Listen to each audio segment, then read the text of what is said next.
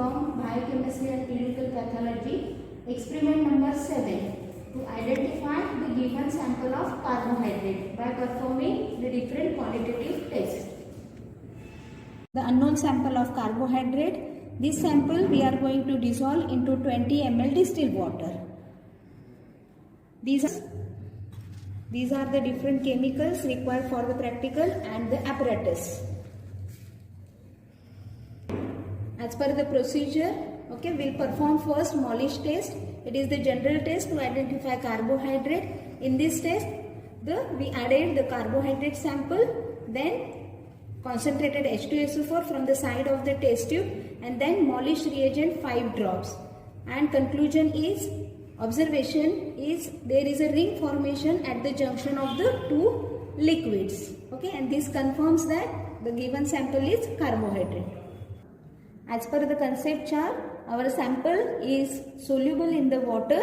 So, we will perform the Fehling's, Benedict and Thomas test. So, first test is Fehling test. In this test, 2 ml Fehling A sample, then 2 ml Fehling B solution, and then add the 2 ml of the carbohydrate sample, and this solution is boiled. Okay, the color obtained is yellow color or the brick red color. So in this test, brick red color is observed. So it confirms that our test is positive. Fehling's test is positive.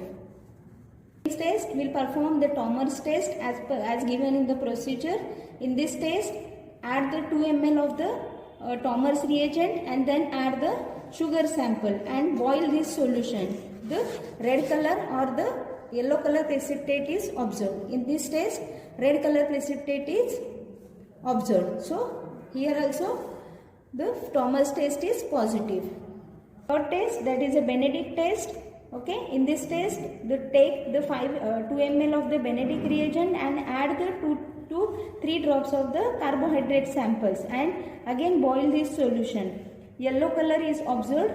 Okay, this test indicates that our sample contains the less than 1% of the sugar in the solution. Okay, and this is also the positive test. On the basis of the Fehling's, Thomas and Benedict test, our sample is monosaccharide. So,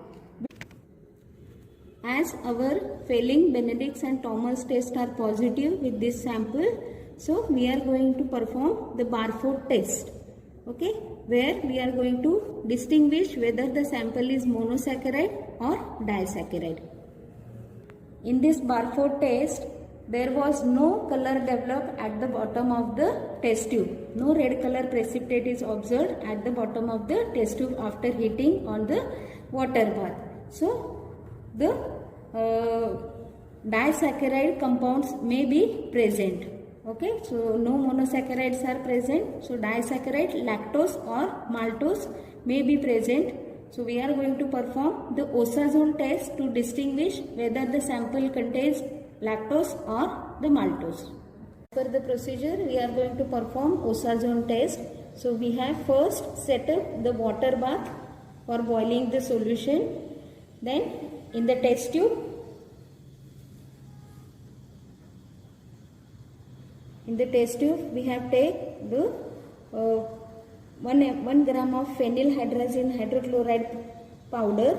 Then we have added the acetate buffer pH 5 solution 2 ml in this test tube, and then 5 ml distilled water. And after this, we are going to keep this test tube in the water bath for the boiling purpose. And when the phenylhydrazine hydrochloride get dissolved into this solution, then we are going to filter this solution, okay, and then use that filtrate for the further procedure. This is the first part of the test. In this, we have added the phenylhydrazine hydrochloride, then 2 ml of the acetate buffer pH 5 and 5 ml of the distilled water. After boiling, it gives the solution like this. So now we are going to filter this solution and then use for the further test. Okay. Here we have filtered the solution, and then in this filtrate we are going to add our today's unknown sample of the carbohydrate 5 ml, and after this we are going to keep this solution for the boiling purpose. So this is the solution after adding the carbohydrate sample in the phenylhydrazine hydrochloride solution. This solution we are going to heat under the boiling water bath for the 5 minutes, and then after this we are getting the yellow crystals in the test tube. Yellow crystals, after this boiling, there is a formation of yellow crystal precipitate in this test tube, and when after these crystals observing under the microscope, we are getting the different shapes, and after observing the shapes of the crystals, we'll get an idea whether the sample is maltose or the lactose. After completing the Osazone test, we are getting the yellow crystals in the test tube, and these crystals we are going to observe under the microscope, and then conclude that on the basis of their shape we are going to conclude whether the sample is maltose or the lactose.